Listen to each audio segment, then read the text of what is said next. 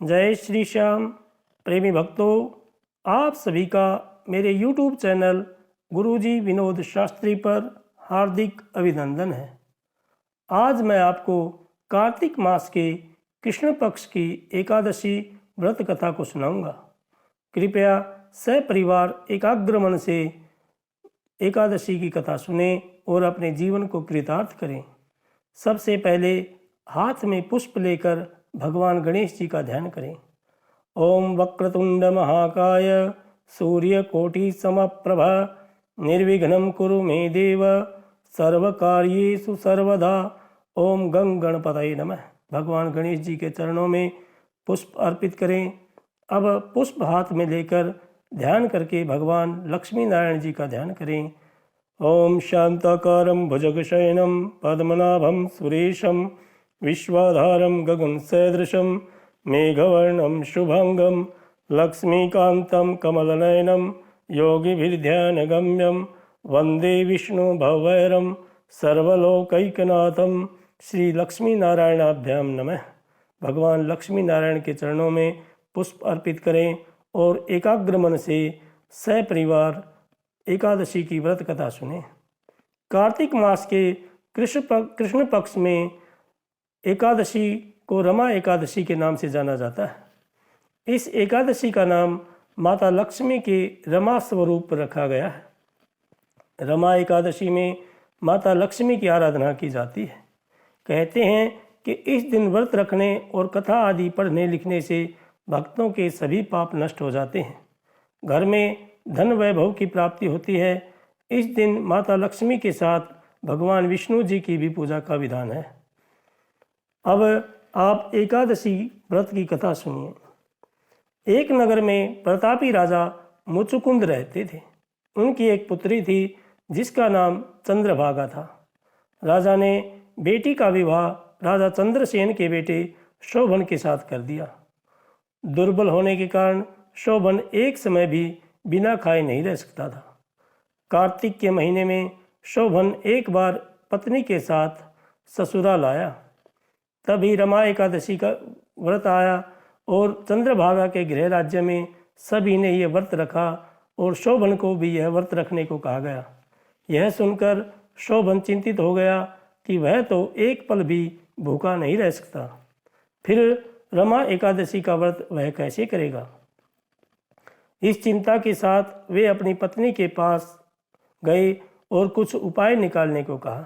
शोभन की बात सुनकर चंद्रभागा ने कहा कि अगर ऐसा है तो आप राज्य से बाहर चले जाइए, क्योंकि हमारे राज्य में सभी लोग ये व्रत रखते हैं, क्योंकि मेरे पिताजी ने का आदेश है। यहाँ तक कि जानवर भी अन्न ग्रहण नहीं करते। लेकिन चंद्रभागा का ये उपाय शोभन ने मानने से इनकार कर दिया और व्रत करने की ठान ली।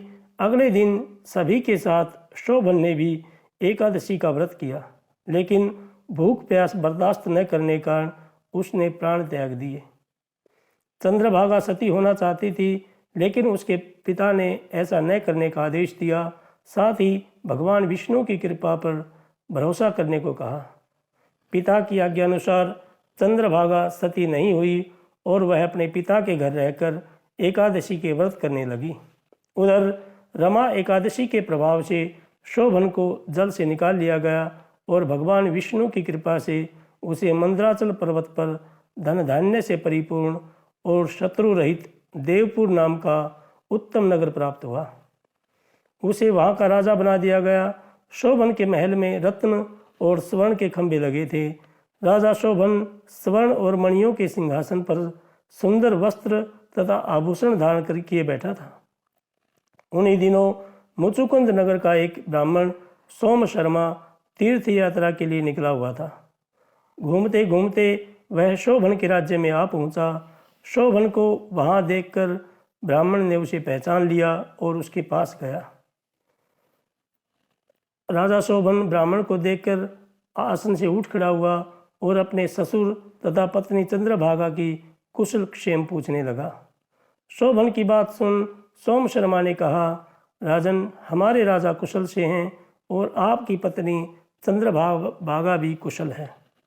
अब आप अपना वृत्तांत बतलाइए आपने तो रमा एकादशी के दिन अन्न जल ग्रहण न करने के कारण प्राण त्याग दिए थे।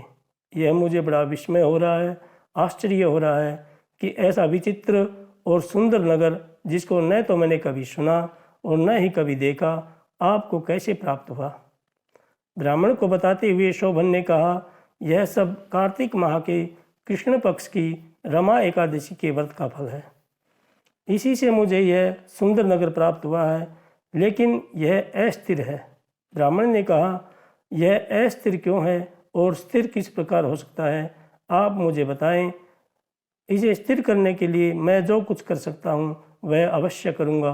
ब्राह्मण की बात का जवाब देते हुए शोभन ने बताया कि मैंने यह व्रत विवश होकर और श्रद्धा रहित किया था, इसलिए मुझे यह अस्थिर नगर प्राप्त हुआ है। लेकिन अगर तुम इस वृत्तांत को राजा मुचुकुंद की पुत्री चंद्रभागा से कहोगे तो वह इसको स्थिर बना सकती है।